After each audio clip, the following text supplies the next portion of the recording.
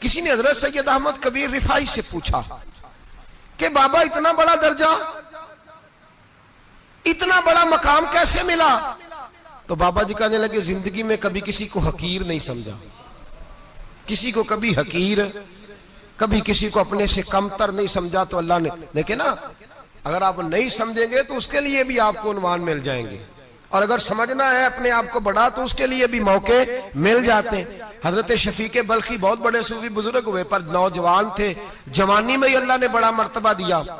हजरत अब्दुल्ला बिन मुबारक बूढ़े थे, दोनों एक महफिल में इकट्ठे हुए। अब बगदाद सारा मानने वाला था और दोनों का मानने वाला था। आखिर में दुआ बुजुर्ग कराया करते थे महफिल के इख्तिताम पर। हजरत शफीक बल्खी जनाब अब्दुल्ला बिन मुबारक से कहने लगे, आप दुआ करें, आप दुआ करें, आप बुजुर्ग हैं। अब जिसने जो मानना है उसे उसके लिए उन्वान भी मिल जाएगा। हजरत सैयदना अब्दुल्ला बिन मुबारक कहने लगे, बेटे तू दुआ कर, तेरी उम्र थोड़ी है, तेरे गुनाह भी थोड़े हैं, तेरी उम्र थोड़ी है, तेरे गुनाह भी थोड़े हैं। तो सैयदना शफीक बल्खी कहने लगे, नहीं हुजूर आप दुआ करें, आपकी उम्र ज्यादा है तो नेकियां भी तो ज्यादा ही है ना, नमाजें भी तो आपकी ज्यादा है ना, रोजे भी तो ज्यादा, रमजान भी तो आपकी उम्र में ज्यादा है ना, आज भी तो आपने ज्यादा। अगर आपने किसी को अपने से बड़ा समझना है तो उन्वान आपको मिल जाए, छोटा समझना है तो उसके लिए भी उन्वान आपको। बात तो ये है कि आप क्या करना, अगर आप किसी को हकीर समझना चाहते हैं तो बात खत्म हो गई। सैयद अहमद कबीर रिफाई फरमाते, जिंदगी भर कभी किसी को हकीर नहीं समझा। अल्लाह की सारी मखलूक की क्या बात है। अल्लाह कुरान में कहता है, इन्नल्लाह ला यस्तही अन यदरिब मसलन मा बऊदतन फमा फौकहा। अल्लाह शर्म नहीं करता कि एक मच्छर की मिसाल बयान करे या उससे भी कमतर। अल्लाह मच्छर की बात करता है इतना बड़ा होके, वो कहता है मैं करूंगा, मेरी मखलूक जो है मेरी तो हजरत अहमद कबीर रिफाई फरमाने लगे, मैंने कभी किसी को हकीर, बोलिए कभी किसी को हकीर। हम लोगों के पास उन्वान बड़े हकीर समझने के लिए, हम समझ लेते हैं। अमीर आदमी कहता है गरीब मेहनत क्यों नहीं करता, मेहनत करे अमीर हो जाएगा, उन्वान हुआ कि ना तनकीद करने का। 4 बच्चे हैं, करे कमाई, अमीर हो जाएंगे। अब वो हकीर समझ रहा है गरीब को, गरीब भी अमीर को हकीर समझता है। वो भी कहता है जो इसने कमाया सारा ही हराम है, जायज एक पैसा नहीं, उसने भी हकीर समझ लिया। यानी वो ये कह रहा है कि मैं हलाल खाता हूं, ये अमीर हराम खाते हैं, तो बात खत्म हो गई। उसने भी हकीर समझ लिया, इसने भी हकीर समझ लिया। अब उन्वान ही था ना, अगर उन्वान बदल लेते तो बात बन जाती। अमीर अगर ये कहता कि मैं इस गरीब की मदद करूंगा इसलिए कि पैसे मेहनत से नहीं मिलते, खुदा के फजल से मिलते हैं, तो वो ये ना कहता कि ये मेहनत करता तो आगे चला जाता। और गरीब अगर समझता इस बात को तो ये ना कहता अमीर सारे हराम ही खाते हैं, वो कहता भाई रब ने जो मेरे लिए पसंद किया मुझे दिया, जो इसके लिए पसंद किया इसे दिया, बात खत्म हो गई, झगड़ा खत्म। उन्वान तो मिल जाएगा आपको, मुस्बत भी और मनफी भी। तो अच्छी बात नहीं कि मुस्बत इख्तियार करें।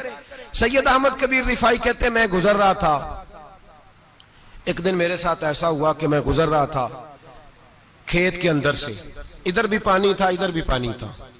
होता है ना पानी पानी होता है फसलों में कई दफा। कब होता है ज्यादा पानी? नहीं, जब कद्दू करी रहे जी, और जब कद्दू करते हैं ना तो दोनों जाने पानी भरा होता है ना जी, वो ट्रैक्टर भी पानी में चलता है। मैं पेंडू हूं ना, मुझे ज्यादा पता है क्या हालात होते हैं। तो वो इधर भी पानी इधर भी पानी, तो दरमियान में से वो मुंडेर होती है छोटी सी, बाटा खीदा अपनी जुबान है। तो कहते इधर भी पानी था इधर भी पानी था। सैयद अहमद कबीर रिफाई कहते हैं मैं गुजर रहा था, असर की नमाज का टाइम हो गया, मैं जल्दी जल्दी जा रहा, सामने से कुत्ता आ गया। इंसान अशरफुल मखलूकात है, लेकिन वो अल्लाह का शुक्र करेगा कि उसने मुझे अशरफ बनाया है।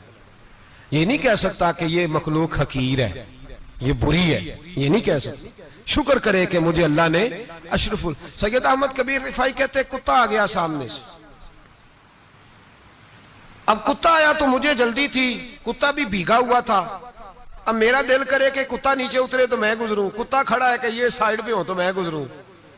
कहते हैं देर हो गई, तो मुझे डर लगता था, मैंने कभी कुत्ते को भी नहीं झिड़का था, कभी कुत्ते को भी, अपनी इतनी हैसियत ही नहीं, झिड़का ही नहीं कभी किसी को। आप फरमाते हैं देर हो गई तो मैंने कहा या अल्लाह, हजरत सैयद अहमद कबीर कहते हैं मैंने कहा या अल्लाह इस कुत्ते को जुबान ही दे दे, मैं इसे कुछ समझा ही दूं, इसे जुबान ही दे दे, तू तो कादर मुतलक है। उसे जुबान दे दी। तो मैंने कुत्ते से कहा नीचे उतर जा, मैंने नमाज पढ़नी है। तो कहने लगा बाबा जी आप उतर जाए, आप उतर जाए, आप उतर जाए, मैं क्यों उतरूं? तो सैयद अहमद कबीर रिफाई कहते हैं मैंने उससे कहा कि बात यह है कि मेरे ऊपर नमाज फर्ज है, तेरे ऊपर फर्ज नहीं, तो मैंने नमाज पढ़नी है। अगर मैं खेत में उतर गया तो कीचड़ है, मेरे कपड़ों को मिट्टी लग जाएगी, पता नहीं पानी पाक है कि नापाक है, तो तू उतर जा, तेरे ऊपर नमाज नहीं फर्ज, तो मुझे जाने दे। तो सैयद अहमद कबीर रिफाई कहते हैं उसने ऐसी बात की कि मेरे ऊपर वजह तारी हो गया। कुत्ते ने बात की तो मैं कांपने लगा। राती जागे शेख सदावे, राती जाग दे कुत्ते, तैथों उत्ते मालक दा दर मूल न छड़ दे, भावे मारो 100 जुत्ते, तैथों उत्ते ओ एक बुरकी दा कदर पछानन, भावे मालक हो मन सुत्ते, तैथू उत्ते रुखा सुखा खा, दिने जा रुखा विच सुत्ते, ते तैथू उत्ते उठ बुलिया, चल यार मना ले नहीं ते बाजी लै गए नहीं कुत्ते, उठ बुलिया चल यार मना ले नहीं ते बाजी लै गए कुत्ते, ते तैथू उत्ते। सैयद अहमद कबीर रिफाई कहते हैं वो मुझे कहने लगा आप उतर जाए। तो मैंने कहा भाई मेरे ऊपर नमाज फर्ज है, तेरे ऊपर फर्ज नहीं, तू उतर जा, मेरे कपड़े आलूदा हो जाएंगे तो क्या करूंगा? तो कहते हैं उसने बात की तो मैं घबरा गया और छलांग लगा के मैं खेत में उतर गया। मुझे कहने लगा बाबा जी कपड़े अगर आपके कीचड़ से आलूदा हो गए तो पानी से साफ हो जाएंगे, और अगर मुझे हकीर जान के आपका दिल आलूदा हो गया तो 7 समुद्रों से भी साफ नहीं होगा, कपड़े पानी से धुल जाएंगे, और दिल अगर तकब्बुर से आलूदा हुआ तो 7 समुद्रों से भी सही हो सकता ना ना ना। हकीर नहीं जानना, ना मौलवी को, ना सूफी को, ना दरवेश को, ना खेत में काम करने वाले को, ना पट्टे पे मजदूरी करने वाले को, ना गाड़ी का शीशा साफ करने वाले को, ना तेल डालने वाले को, ना किसी को हकीर ना जान, ना किसी के हाल पे तंज कर, ना किसी के गम का मजाक उड़ा, वो जिसे चाहे जैसा नवाज दे। ये मिजाज लुत्फ रसूल है। ना ना कोई आया लेके चला गया, कोई उम्र भर भी ना पा सका, मेरे मौला तुझसे गिला नहीं, ये तो अपना अपना नसीब है। भाई हकीर नहीं जानना। सैयद अहमद कबीर रिफाई फरमाते हैं वो कुत्ता तो गुजर गया, मैं दौड़ा घर गया, जाके मैंने गुस्ल किया, कपड़े बदले। फरमाते हैं पहले भी मैं असर पढ़ता था, पर आज जब नमाज पढ़ी तो बड़ा ही मजा आया। मैं सर सजदे में रखूं मेरा उठाने को जी ही ना चाहे, मैं रुकू में जाऊं तो मेरा सर उठाने को दिल ही ना चाहे, मेरा दिल करे आज मगरिब लेट हो जाए, आज सूरज देर से गुरूब हो, मैं आज सारा दिन असर ही पढ़ता रहूं। भाई जब तू आजिज़ी वाली पढ़ता है, जब तू इनकिसारी वाली पढ़ता है, जब तू हजरत सैयदना मुआविया बिन खुतैज रदिया, एक हजरत मुआविया बिन सुफियान है, एक मुआविया बिन खुतैज सहाबी है, वो कहते हैं मैं जंग फतह करके आया तो सख्त गर्मी का मौसम था, मुझे पता था कि उमर फारूक दोपहर को आराम कर रहे होंगे। अब फरमाते मैं मस्जिद नबी में बैठ गया, एक बच्ची जनाब उमर के घर से निकली तो मुझे कहने लगी मुआविया आपका नाम है? मैंने कहा हाँ। अंदर जाके जनाब उमर को बताया तो उमर दौड़े आए, और जब आए तो सर पे टोपी कोई नहीं, पैरों में जूता कोई नहीं। कहने लगे मैं तेरा इंतजार कर रहा था, आज मुझे उम्मीद थी तू आएगा, तूने बताया क्यों नहीं? तो मैंने कहा हुजूर मुझे पता है रात सारी आप चेहरे पे कपड़ा डाल के मदीने की गलियों में रहते हैं, तो दोपहर को आप आराम करते होंगे, इसलिए मैंने कोशिश की कि आपको बेदार ना करूं, आप आराम कर रहे होंगे, इसलिए ये मैंने कोशिश की कि मैं बैठता हूं मस्जिद में आराम करता हूं, जब आप आएंगे तो देखी जाएगी। हजरत उमर फारूक ने जलाल किया, फरमाया तू मुझे गाफिल समझता है कि मैं सो जाऊंगा? और आप फरमाने लगे मैं कौम का खादिम हूं जिसकी इतनी ज्यादा रियाया हो वो सो जाए चुप करके, मैंने जवाब नहीं देना अल्लाह की बारगाह में? फरमाया मेरे अमीरों की तरह सोने जागने के वक्त मुकर्रर नहीं, मैं कौम का खादिम हूं, जिस वक्त भी आया करो मुझे जगा लिया करो, मुझे कब्र में जाके खुदा को भी जवाब देना है, मोहम्मद मुस्तफा को भी जवाब देना है। मेरे भाई याद रखे जब ये चीजें पैदा, और फिर हमने इन तकल्लुफात में, मैंने कई दफा ये बात बयान की है, अब तो लोग रिश्ते करते हैं तो डीसी कॉलोनी में किराए का मकान खरीदते हैं, 2-4 गैरों की गाड़ियां मंगा के दरवाजे के आगे खड़ा करते हैं, रिश्ता हो जाता है बड़ा घर देख के,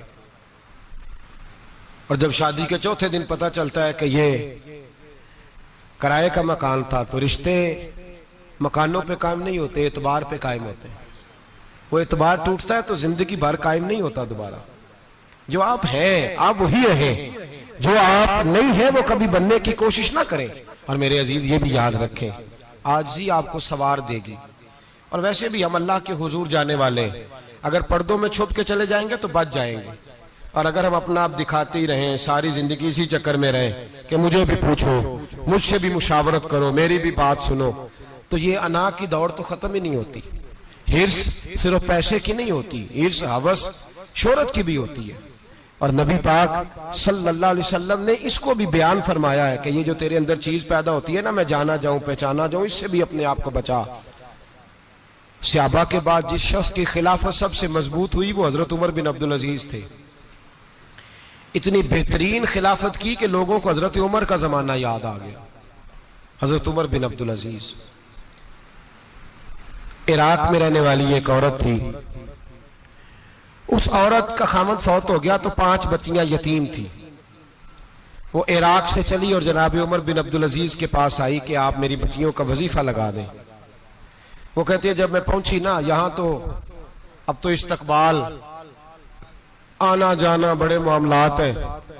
अब तो बच्ची की बारात आए और 5, 7, 10, 20 लोग दरवाजे पे खड़े ना हो तो बारात नाराज हो जाती है, कहते हमारा इस्तकबाल ही किसी ने नहीं किया। तो इस्तकबाल तो अब इस तरह है जिस तरह नशा नहीं होता, ये इस्तकबाल की हालत है, अमीरों से लेके गरीबों तक। मुझे पूछा ही नहीं किसी ने, कुर्सी नहीं दी, आगे नहीं बिठाया, ये वाला मामला है। और मैं मेरी तरह के लोग, नेक लोगों की बात नहीं करता। अब तो हम देखते हैं फला मौलाना का इस्तकबाल हो रहा है, फला के लिए लोग खड़े हो रहे हैं, नारे लग रहे हैं। और अब तो मैं देखता हूं ऐसे ऐसे हाथ लहराते हैं सूफी और दरवेश कहलाने वाले, जैसे सियासी लीडर लहराया करते। ये क्या तरीका हुआ, ये कौन सा तर्ज जिंदगी। मेरे नबी पाक सल्लल्लाहु अलैहि वसल्लम ने फरमाया जो ख्वाहिश करे कि मैं आऊं और लोग खड़े हों वो तो जहन्नमी है, तो दोज़खी है। सारे वही तरीके हम इख्तियार करते जा रहे हैं, वही प्रोटोकॉल है हर जगह। वो लोग जिनके दरवाजे खुले होने चाहिए थे वहां भी हर वक्त के लिए मामला तय हो गए। याद रखें मेरे नबी पाक अलैहिस्सलातु सलाम ने जो तालीमात दी, हजरत उमर बिन अब्दुल अजीज रहमतुल्लाह ताला अलैह। औरत कहती है मैं पहुंच गई, मैंने लोगों से पूछा घर कहां है, तो कहा वो जहां बोरी लटक रही है ना बाहर, टाट का पर्दा लगा हुआ है, वो हजरत उमर बिन अब्दुल अजीज का घर है।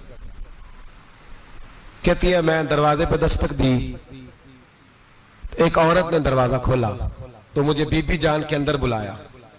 तो उनके घर के अंदर जब मैं दाखिल हुई तो बड़ा सारा सेन था, एक जानिब कुआं लगा था, एक तरफ एक बड़ा दरख्त था और एक छोटा सा बनाई हुई थी जगह बर्तन धोने के लिए। और बीबी ना बर्तनों को मिट्टी लगा के साबुन लगा के बैठी हुई थी, काम कर रही थी वो औरत। मुझे उसने दरख्त के नीचे बिठाया, पानी पिलाया। कैसे आई हो? मैंने कहा अमीरुल मोमिनीन से मिलना है। कहने लगी बैठो थोड़ी देर में आ जाते। कहती थोड़ी, मैंने समझा घर की कोई मुलाजमा है, मैं बैठ गई। थोड़ी देर गुजरी, फिर दस्तक हुई, उस बीबी ने उठ के दरवाजा खोला। तो जब वो शख्स अंदर आए तो कहने लगी बड़ी देर से बर्तनों को साबुन लगा के बैठी हूं, कहाँ रह गए थे? कहती है वो साहब कहने लगे बस जरा मसरूफ हो गया था, दौड़े गए, कुएं से पानी निकाला, बीबी को दिया, उसने बर्तन धोए। कहती है फिर थोड़ा सा सिरका और एक रात की रोटी वो लाई, उस शख्स ने खाई। मैंने कहा कि ये दोनों घर के मुलाजम हैं, मियां बीवी काम करते हैं। जब वो खाना खा चुके तो वो औरत मेरे पास आई, कहने लगी उठ के मिल लो अमीरुल मोमिनीन से। मैंने कहा कौन अमीरुल मोमिनीन? तो कहने लगी कब से तो आए हैं, ये जिसने कुएं से पानी निकाला यही मुसलमानों का अमीर है, और ये जिसने दरख्त के नीचे बैठ के सिरके से रोटी खाई है यही है। ये फरिश्तों की दास्तान नहीं, ये वो लोग हैं। मैं रात को भी कह रहा था एक जगह पे कि ये लोग जो है ना जिनका आप रोज शिकवा करते हैं हुकूमतें बड़ी खराब हैं, ये कोई नहीं खराब, बिल्कुल खराब नहीं। जितने सियासी लीडर हैं सारे सही हैं। खराब वो लोग हैं जो इन्हें वोट दे के लीडर बनाते हैं, बिल्कुल खराब नहीं। मैं तो इनके हक में होता जा रहा हूं। नाराज हो गए ना आप लोग? अल्लाह करे तुसी हो जाओ तो अगले इलेक्शन च सियाने भी हो जाओ, आमीन तो कह दे। मैंने कोई मशवरा नहीं देना, इसलिए कि मेरी नजर में कोई ऐसा शख्स नहीं जिसके लिए मैं आपसे कह सकूं कि वोट दें। और हम तो ऐसी बात करें तो कई लोग नाराज होकर चले जाते हैं, लेकिन कोई परवाह नहीं, इसलिए कि ये दीन मेरे नबी पाक का दीन सिर्फ मस्जिद का दीन नहीं। इंशाअल्लाह आइंदा जुम्मे नजरिया पाकिस्तान बयान करूंगा। और बताऊंगा कि पाकिस्तान का मतलब क्या, ला इलाहा इल्लल्लाह मुहम्मदुर रसूलुल्लाह सल्लल्लाहु अलैहि वसल्लम। हुजूर का जो कुरान नाफज होगा मस्जिद में, वो कुरान कचहरी में भी नाफज होगा इंशाअल्लाह। और वो कुरान नाफज होने आया है, असेंबलियों में वही कुरान नाफज होगा इंशाअल्लाह। और यही चिराग जलेगा तो रोशनी होगी। बयान करेंगे और डट के बयान करेंगे, आपको बताएंगे। बात जो बात समझा रहा हूं फिल वक्त वो समझे, मुजरम वो नहीं जो बड़ा बन के लूटता है, मुजरम वो है जो उसको सपोर्ट करता है, जिसने उसे बड़ा बनाया है। ये याद रख ले, हमारी कोई बचत नहीं होगी, हमसे पूछा जाएगा। हम सारे कचहरी में खड़े होंगे, अल्लाह सवाल करेगा कि तुम बताओ तुम इनके मददगार क्यों बने थे, तुम सपोर्ट क्यों करते थे, ये पूछा जाएगा और हमने जवाब देना है। बहरहाल आमदाम पर सर मतलब जनाब उमर बिन अब्दुल अजीज रहमतुल्लाह अलैह के वो बीबी गई तो कहने लगी कि ये अमीरुल मोमिनीन ने कहा, वो उठ के हाजिर हुई, कहा हुजूर मैं इराक से आई हूं, मेरा खामन फौत हो गया, मेरी 5 बेटियां हैं, वजीफा लगा दे। वो बीबी कहती है मेरा दिल था कि यतीम बच्चियों का 100 दिनार साल का लगा देंगे तो बड़ी बात है। कहती है जब मैं उनके पास गई तो हजरत उमर बिन अब्दुल अजीज को बताया तो वो रोने लग गए और मुझसे माफियां मांगने लगे। मैंने कहा हुजूर आप क्यों माफी मांगते हैं? तो कहने लगे इसलिए माफी मांग रहा हूं कि तू मेरी रियाया में थी और तेरी 5 बच्चियां यतीम थी, तुझे खुद चल के आना पड़ा है। मेरा काम था तेरी खबर लेता, माफ कर दे अल्लाह की रिजा के लिए। उन्होंने वजीफा लिखना शुरू किया तो मेरी एक बच्ची का 1000 दिनार साल का लिखा। मैंने कहा अल्लाह तेरा शुक्र है। फिर दूसरी बच्ची का 1000 लिखा तो मैंने कहा अल्लाह तेरा शुक्र है। तीसरी का 1000, चौथी मैंने कहा शुक्र है। जब चौथी का लिखा तो मैंने कहा अल्लाह आपका इकबाल बुलंद करे, अल्लाह आपको हमेशा इसी तरह फलता फूलता रखे। कहते हैं जनाब उमर बिन अब्दुल अजीज ने कलम रख दिया, फरमाने लगे मैं 5वीं का वजीफा नहीं लिखूंगा, 4 बहनों से कहना बांट के इसे भी दे दें। कहा हुजूर क्यों? आप फरमाने लगे जब तक तो अल्लाह का शुक्र अदा कर रही थी मैं भी रब से जुड़ा हुआ था और अल्लाह से डर के लिख रहा था। अब तूने मेरी तारीफ की है, अब मेरी जात आ गई है, अब मैं अगर ये वजीफा लिखूंगा तो इससे अल्लाह राजी नहीं होगा, इससे मेरे नफ्स में रिया पैदा होगी। अब मैं 5वीं का नहीं लिखूंगा, जा और जाके इराक के गवर्नर को दे। बीबी कहती है मैं घोड़े पे बैठी और मैं चंद दिनों के बाद इराक पहुंची। जब सवेरे आके मैंने वालिए इराक को रुका दिया तो वो चीख मार के रोया। मैंने कहा क्या हुआ? तो कहने लगा बीबी आज रात को हजरत उमर बिन अब्दुल अजीज का इंतकाल हो गया, फौत हो गए, तो इंतकाल कर गए। कहती मैं भी तड़प के रोई। मैंने कहा मेरी यतीम बच्चियों का क्या बनेगा? तो वो गवर्नर कहने लगा तेरे वजीफे जारी रहेंगे, तुझे मिलते रहेंगे। तो कहने लगी कैसे? कहने लगा मैं अगर तो गवर्नर रहा तो तेरा वजीफा जारी रहेगा और अगर गवर्नरी से उतर भी गया तो मैं जाती तौर पे मालदार हूं, फिर भी तेरी बच्चियों के माहाना पैसे पहुंचते रहेंगे। मैंने कहा तू क्यों देगा? कहती वो रो पड़ा। कहने लगा अगर अमीर हजरत उमर बिन अब्दुल अजीज जैसे हो तो फिर अल्लाह गवर्नरों के दिलों में भी रहम डाल दिया करता है, फिर मेरे जैसे लोगों को भी वो बदल देता है। हजरत उमर बिन अब्दुल अजीज घर आए, 3 बेटियां थी। एक को आवाज दी, वो आई तो उसने मुंह पे हाथ रखा है। दूसरी को आवाज दी, वो आई तो मुंह पे हाथ रखा है। तीसरी को आवाज दी तो मुंह पे हाथ रखा है। आपने अपनी बीवी से कहा कि ये बच्चियां मुंह पे हाथ क्यों तीनों ने रखा हुआ, क्या बात है? तो बीबी रो पड़ी, कहने लगी 4 दिन हो गए मेरी बेटियां प्यार से रोटी खा रही हैं, 4 दिन हो गए, उनके मुंह से बदबू आती है इसलिए वो आपके सामने आती हैं तो मुंह पे हाथ रख लेती हैं 4 दिनों से। बीबी रो रही है, हजरत उमर जलाल में आ गए। आप फरमाने लगे तू ये रो रही है, तू रोई है, तूने मेरे घर में रह के अल्लाह की नाशुक्री की है, तू शुक्र अदा नहीं करती कि 3 वक्त प्याज और रोटी तुझे घर की 4 दीवारी के अंदर मिल जाता? रो रही है। और मैं आ मेरे साथ बाहर निकल, तुझे वो लोग दिखाऊं जो झोपड़ियों में रहते हैं और मांग के खाते हैं, आ तुझे दिखाऊं। इतनी नाशुक्री कि घर के अंदर प्याज पहुंच रहा है, रोटी पहुंच रही है और तू कहती है मेरी बेटियां प्याज से खाती हैं, शुक्र कर फाके नहीं काटने पड़े। फिर अगले लफ्ज कहे तो रो पड़े। फरमाने लगे मैंने तो मुस्तफा के वो हालात भी सुने हैं जिसमें कई दिन बीबी फातिमा ने फाके किए। तू घर के अंदर प्याज पहुंच रहा है, तू अभी भी। सादगी, आजजी और कनात नेमत थी इन लोगों की। हमारे यहां रोज शिकवा है, किस बात का? गाड़ी कोई नहीं। रोज रोना है, किस बात का? बंगला कोई नहीं। रोज रोना है, किस बात का? बैंक बैलेंस कोई नहीं। 10 जोड़े क्यों नहीं ईद पे आए। और ये सिर्फ औरतों का मसला नहीं, हमारे अंदर भी ये बात बदर्जे औला। हम रोज अपने आप को मिस्कीन कहते हैं, गरीब कहते हैं, लाचार कहते हैं, मजबूर कहते हैं। कभी देखो वो जो झोंपड़ियों में रहते हैं, कभी पलट के देखो लोगों की तरफ जो पैदा हुए तो आंखें कोई नहीं थी, हाथ कोई नहीं थे, पैर कोई नहीं थे। वो देखो जो पैदा हुए तो सर पे बाप का साया कोई नहीं था। कैसे कैसे लोग वक्त गुजार रहे हैं। हम रोज आके कहते हैं कारोबार ठंडा हो गया, हालात बड़े खराब हो गए, हम बड़े मजबूर। क्या हो गया साहब? अल्लाह के दिन है, सारे अल्लाह के दिन है। वसल अच्छा है ना फिराक अच्छा है, यार जिस हाल में रखे वही हाल अच्छा है। बस अपने आप को मुतमईन करें, आजिज़ी, इनके सारी किनात, सादगी, इसको अपनी जिंदगी का हिस्सा बनाए। अल्लाह दौलत सुकून अता कर देगा। आखिर दावाना अनिल हम्दुलिल्लाह। ए ना गल्ला ठीकी लबदाए, ऐब किसे दा करना, अपना आप संभाल मोहम्मद, जो करना सो करना, अपना आप संभाल मोहम्मद, जो करना सो करना, बस कर मियां मोहम्मद बख्शा, मोड़ कलम दा घोड़ा,